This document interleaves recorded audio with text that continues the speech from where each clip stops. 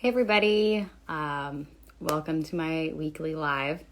I put up a poll in my stories a couple days ago and you guys voted for me to talk about business lessons that I've learned the hard way. So I was actually thinking about, I shot my very first wedding 5 years ago this month. So very, very soon, exactly 5 years ago. So it's fun to look back on the last 5 years and all of the lessons I've learned and to write this out for you guys.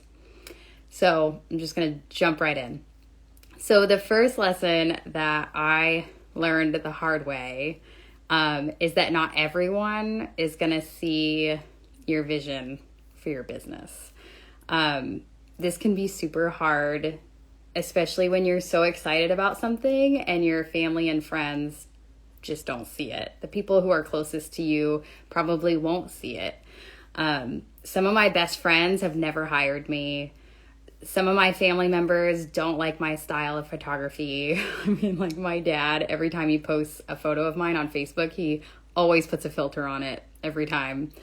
You just can't take it personally. So you have to focus on having just a growth mindset that there are people out there who are going to see what you see and they're going to be excited about what you are excited about. You can't have that scarcity mindset of, because those people who are closest to you may not see the vision, you may have this you may have thoughts that you aren't good enough, or your craft is not good enough, or your art is not good enough, or whatever, but that's not true. You just have to focus on a growth mindset, and it wouldn't be alive if I didn't talk about a book. So The Go-Giver is a book I highly recommend on having that growth mindset, not thinking about scarcity, and just loving and serving people, and just kind of sharing your passion with the world. And those people, like your people, will find you. So the people who do love your style of photography or whatever your business is, they'll find you, even if it's not your close friends or family. And also, keep in mind, just because someone is not interested in what you're offering does not mean they are not interested in you as a person. I feel like artists can have a hard time of separating themselves and separating their worth from their creations, but you have to, in order to understand other people's perspective of your craft. Just because someone doesn't like my photography does not mean they don't like me as a person. So that was a lesson, and I think that is really important to talk about, especially for creatives who feel so passionate about their craft, and it's just they feel very close to it. If someone that they love does not love what they create, that can feel very painful. But there is plenty of people out there who would love your work, and it's okay if your close circle is not one of your raving fans. It's okay. Trust me. So that is first lesson. Second lesson is sustainable growth is slow. I heard this quote recently, and it said, "At whatever rate you rise to the top, that is the rate in which you will burn out."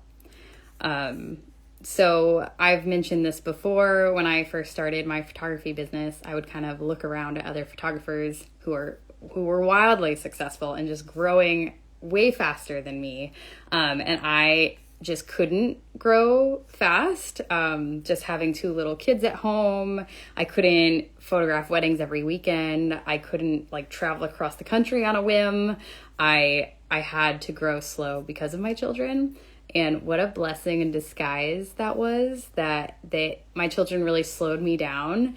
And I just think they kept me very grounded. So I grew slowly, but the growth that I experienced has been very steady.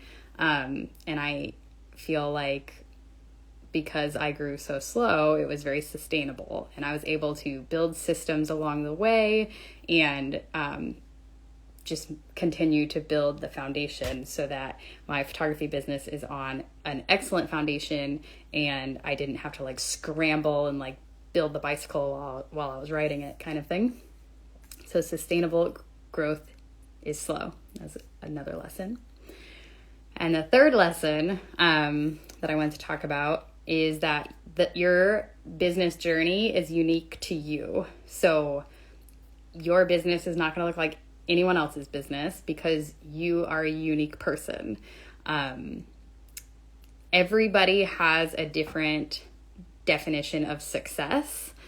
And I feel like when I first started my business, I would kind of take in what other people's version of success was and be like, you know, yes, I want a 6-figure business, or I want to do destination photography or whatever. And that wasn't what deep down I thought was successful. So you kind of have to define your success. You have to define success in your own way. So whatever you define it as, you're going to reverse engineer your business to accomplish that.